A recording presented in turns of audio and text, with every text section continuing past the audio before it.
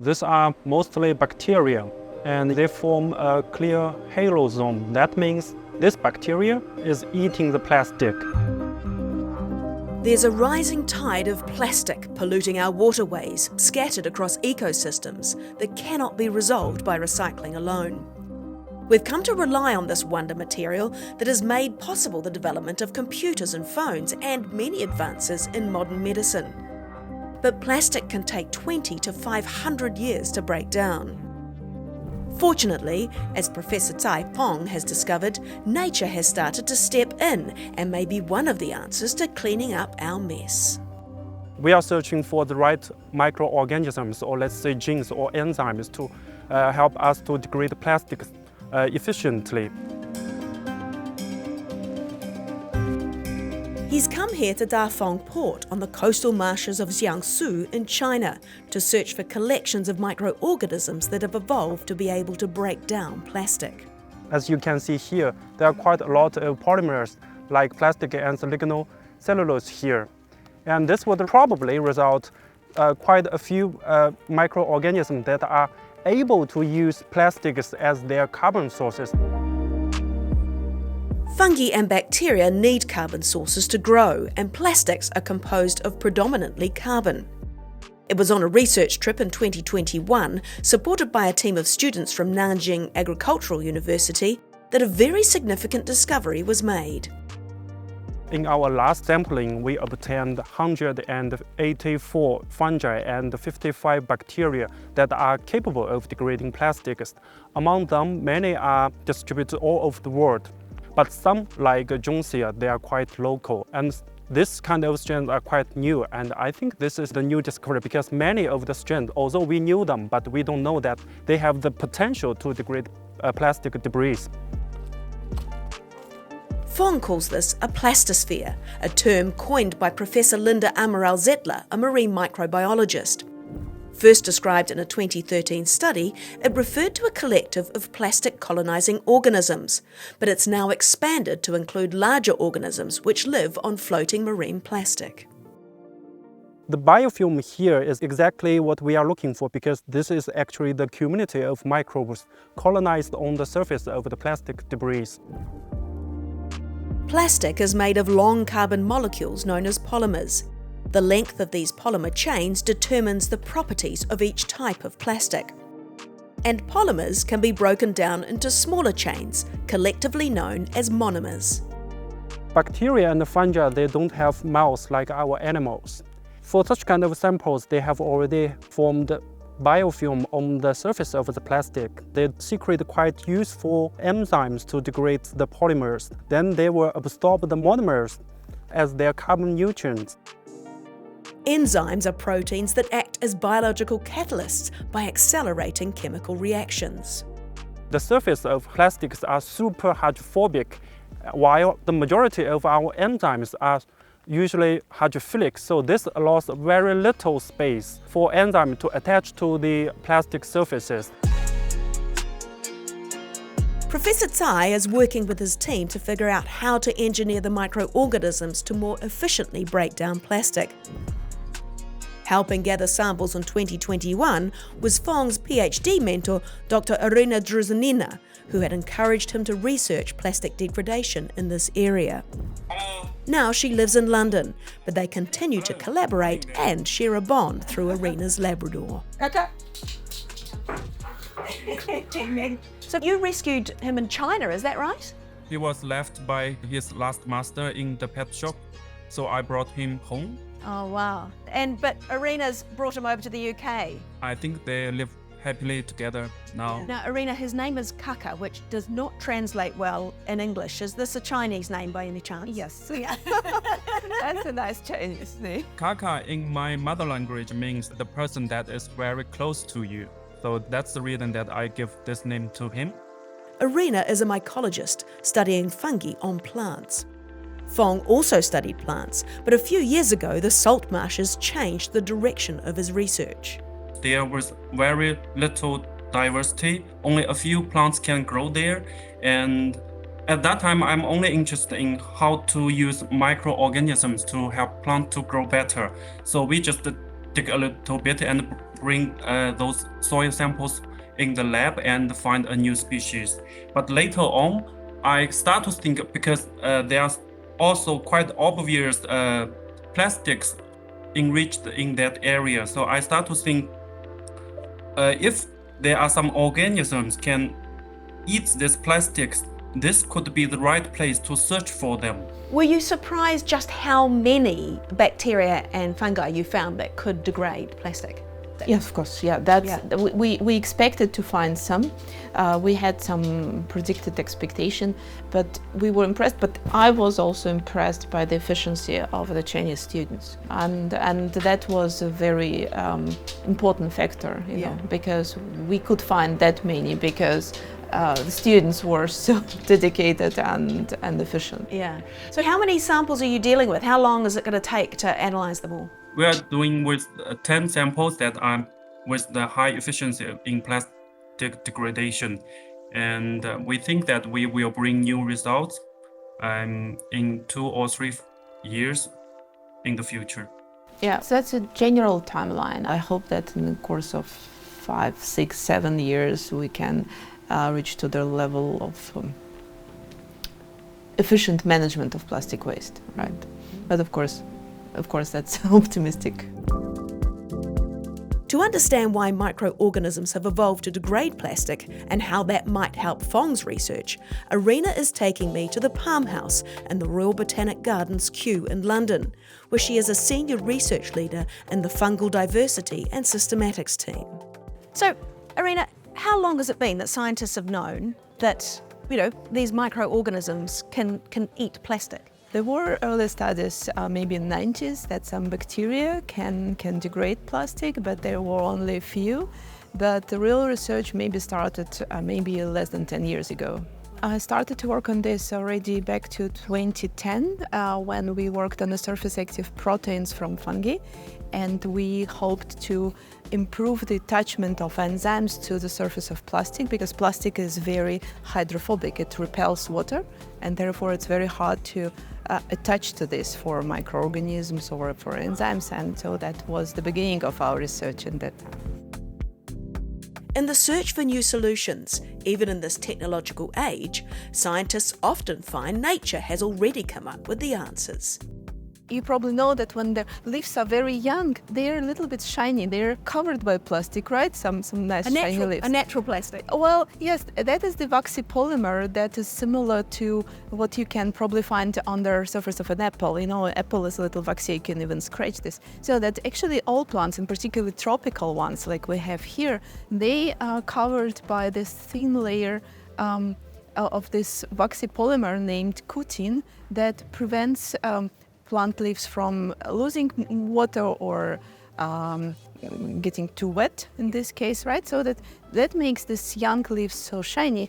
But if you look at some older leaves, you see that they look like dusty, in particular this one. But it's not really dust. These are microorganisms that you can see it here, right? And as these microorganisms can attach that well to this waxy polymer that you see the leaf is still shining, that means that they can degrade this polymer, and that is the chemical property that I want to use for plastic degradation. Microorganisms are doing what they've always done, adapt to their surroundings. So plants have a very resilient polymer in their cell walls that's called cellulose, and that's also quite resistant for degradation. And for a very long time in the evolution of plants, microbes could not degrade this. But 300 million years ago, microbes figured it out. This white-throat fungi learned how to deal with lignin in the wood and plant biomass, and that resulted in a much slow accumulation of coal than what we have now. Okay, so this is why we have coal, because microorganisms hadn't figured out how to break down that wood and the plant material. Yeah, so fungi can change the world. And now we're hoping it will do it with plastic. Yes, exactly. Yeah. Exactly. That makes us certain that nature will solve this problem. But we want to learn from this material. We want to learn from history of evolutionary history of fungi and fungal plant interactions, and see how can we transfer this knowledge to the plastic and make it faster. Understandably, people start to worry when they hear scientists are manipulating nature, just in case unintended consequences occur. So I ask the question. Are you going to engineer bacteria and fungi and release them out into the world? No, not. I didn't think so, but I just wanted to clarify. Not at all, but that's a quite common question that what we get. No, we don't want to release any engineered monster in the environment. No, that's not recommended. What we target is the technology.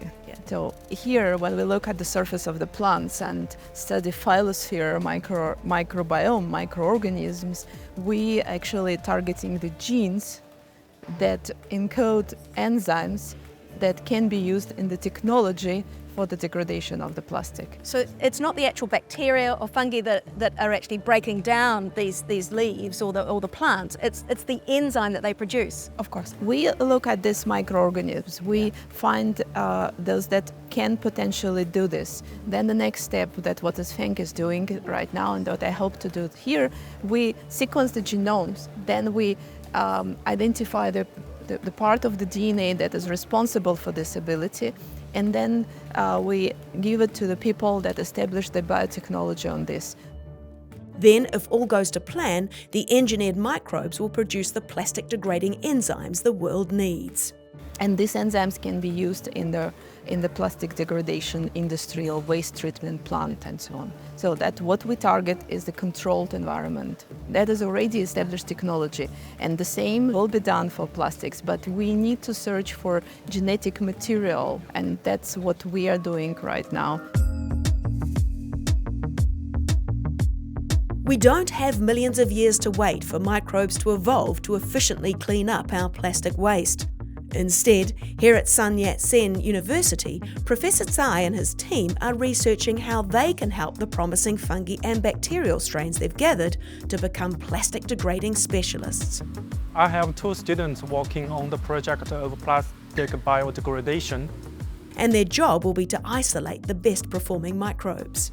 So once the samples are transported to the lab, we either keep them in low temperature for like 1 week or immediately cut the samples into pieces. Pieces of the different collected plastics are added to plates and then observed to see which microorganisms are growing or spreading as they degrade the samples. I'm looking for some strains that can degrade the plastics on the plate. So as you can see, this is a fungus. It's fluffy with quite many hyphae. And then you will also see these are mostly bacteria. And you can see they form a clear halo zone. That means this bacteria is eating the plastic. Hyphae filaments branch out into what's called a mycelium network. It's these filaments that secrete enzymes that break down debris, or in this case, plastic. These fungi and bacteria are then isolated or purified. Any that show promise are tested on many plastic types. Once we have the purified strains on the plate, then we will grow them on different types of plastics, including like polycaprolactone, polylactic acid, and also PET. And among them, as you can see, we can have actually quite positive ones on polycaprolactone plates. This one is degrading polycaprolactone. However, usually one strain or one type of enzyme can only work for one or quite few plastic types. They cannot work for all. Even the biodegradable plastics can take years to degrade in nature. But in the lab, Feng and his team can speed up this process, helping or engineering the microbes to degrade it in days. So for example, on this plate, you will see different types of microbes grown on it. And the fluffy one is actually a fungus, and the juicy one is a bacteria. This fungi cannot degrade plastics on this plate, but the bacteria can. You will see a halo on it. So for this, we will pick up this bacteria strain into another plate then to purify it. And then we will send for sequencing. Sequencing for what? We will sequence the DNA barcode. What is a DNA barcode? That means a short DNA fragment uniquely represents this species or this strain. It is just like our fingerprint. The DNA then tells them if it's a known or unknown species. To find out more about this process, I called Feng for a chat. What's the process when you discover a new microorganism? So if it is a known one, then we will just take the reference genomes that the genomes are sequenced by other people, other scientists. Then we will just use this genome to find out whether there are already known genes are capable of degrade plastics. If it is a novel one, I mean it's a new one that's not known yet, then we will whole genome sequence this bacteria or fungus. Then afterwards we will take this genome and find out the gene, which is the functional one that allow the fungus or bacteria to eat this plastic. So once you've discovered which gene is responsible for the plastic degrading enzymes, what's the next step? Once we know one of these genes can be degrade probably one or more than one plastic types, and then we will try to engineer this one, because in general, even one gene or more than one gene can degrade one plastic. Usually it cannot degrade the other ones. It's usually not that general, this function. But then in the lab, we are able to do something else, that we can engineer this gene and let it try to degrade other types or similar types of the plastic. And in the meantime, we can speed up the evolution of this gene to make it more efficient in degrading plastics.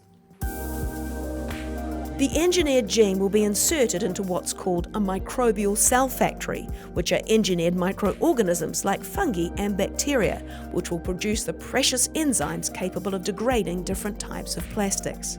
But remember what Irinia said, these won't be released into the wild. However, just to be sure, it's time for that question again. How will you put the microbes into nature without creating the unintended consequences? I don't think that we are going to release the genetically modified microorganisms directly into the environment, but instead we will try to release some of the enzymes, because enzymes, they don't reproduce by their own. So we will try to with a small size to release these genes in the environment to see, okay, in the nature, how this enzymes behave and how efficient they can be in this native environment. It may seem as though Feng and Irinia's research doesn't correlate, but they're coming at the problem from two different angles, which gives greater insight and understanding. Well, it's equally important. I cannot say that it's more important or less important, right? But there are practically two ways to look for plastic degrading microorganisms. We can look at the plastic waste, and we can look at the microorganisms that are already there. They can attach to this very new surface, very new substrate, and they may have a higher probability to also degrade it, more or less accidentally. We understand that they don't live there because they eat it. They live there because they can colonize this surface. It's one direction.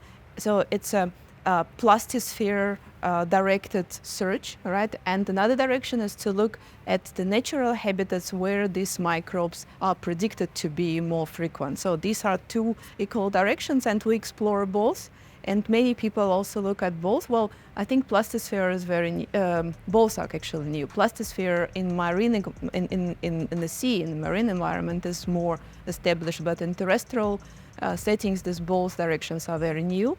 And we exchange, we collaborate, and we see which one is more promising. So that there is. So he's looking in the salt marshes, and you're looking on the plants. Yes. And then you're figuring. And we exchange, because both studies will be in collaboration for sure, because the data analysis in biology, we always need to compare our results. So comparative biology helps. So that makes no sense to have isolated studies. Science is cosmopolitan and international. At Kew, Irinia also has master's students working on the problem. They've sampled fungi from the phylosphere, which refers to the parts of a plant above ground considered a habitat for microorganisms. So all of these fungi can break down the plastic on plant leaves. Some of them definitely can, but all of them are not yet efficient. And our task is to find the gene that encodes enzyme and to engineer this enzyme. So the ecological plasticity of fungi allows us to hope to find better enzymes for certain types of plastics, for certain applications, for some specific purposes, because all enzymes are different and they have different activity or they work at different conditions. Some they want to have more acidity, some may have a high temperature, low temperature. Irinia may seem biased towards the power of fungi, but bacteria play an important role. Bacteria also have their potential. I have nothing against fungal bacteria consortia or interactions that can actually help us, because they, if we give them food, why do they need to bother about degrading plastic, right? They can just eat. Therefore, bacteria can stimulate fungi to secrete the enzymes. At Kew, Irina's team doesn't have to travel far to research the microbial possibilities on plants and trees from all over the globe. Welcome here. Here is our scanning electron microscope facility, where we can hopefully see what fungi and their enzymes can do on plastic or on the surface of the plant. And here I want to introduce Cai. Cai is Hi there, lovely to meet you. Cai is finishing his master thesis research, which he did here in Kew Botanic Gardens. The microscope can magnify up to 2 million times resolution, revealing individual cells and microbes, and most importantly, compare the surfaces of polymers, either plant or plastic, seeing the enzymes at work. Enzymes are usually quite specific. We describe them as the key fitting the lock, right? So that there is always a specific enzyme for a particular compound. That can be cutin on the surface of plants, it can be cellulose, it can be a certain protein in our body, or many other compounds. Of course, there are enzymes that are more specific and less specific. And less specific enzymes are more interesting for us, because the ones that can degrade cutin on the surface of plants, they can accidentally degrade some of the plastic bonds as well, chemical bonds and the plastic polymers. And that's what we target and what we want to find. Fungi are understudied, and little is known about their diversity compared to plants and animals. It's estimated there are about 2.5 million species of fungi globally, and more than 90% of all fungi have yet to be described by science. So it's unknown how many could supply new sources of such things as food and medicine, or enzymes with plastic degrading properties. Maybe right now we know maybe 300-400 altogether around the world. What is compared to the diversity of fungi is nothing, it's neglectable. So we already know 150,000 of them, but the total diversity is much greater. So imagine we have some work to do. Cai has found one impressive research project, a long-lived plant with 2 leaves that grow throughout its lifetime. Well, every day walking into Kew Gardens, I walk past some amazing specimens of Welwitschia mirabilis, which is a plant of a very ancient lineage that lives in the Namib Desert in Namibia and Angola. And it has a very thick layer of cutin on its leaf, because in the plant kingdom, one of the thickest for sure. And this is a protection against desiccation in that hot and dry environment. Also, these communities of microbes that live associated with plant leaves are very understudied. So very cool to be able to look at those communities on this ancient living fossil that's Welwitschia, but also there we hypothesized it would be a good environment to look for microbes with the ability to degrade. Thanks to the adaptability of microorganisms, there could be thousands more to discover. And there is hope when scientists like Feng and Irinia are so positive, even though they have a long way to go. So it's about chemistry. And that makes fungi absolutely special for this type of applications. That's why we look at fungi more than at plants, for example. So that they have this potential to interact with the environment. And they will be for sure the first to find a way to clean the earth. So are you confident nature is going to help us clean up our mess? Well, it's a very big question. Nature will help us to clean it, but it takes time. And probably, at least, at our generation, it will not work. So our scientists We should take care of this process to make it faster, to help the nature to clean up the plastics.